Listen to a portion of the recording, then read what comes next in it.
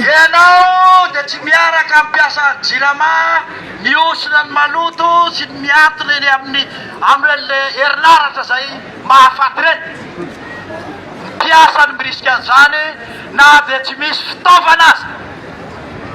na dia tsy ampy fitaovana aza dia lasa manao ny asa manatanteraka an'izany satria zany natongavany tato anatsara ny vahoaka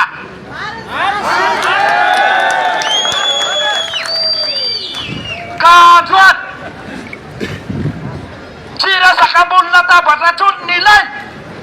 fa resaka asa ataovy ny asanareo soniavy lay décret manao annulation anio statut vaovao io a milamina jirama verina ny fandehan'ny raharaha rehetra mikasika ny jiro sy ny rano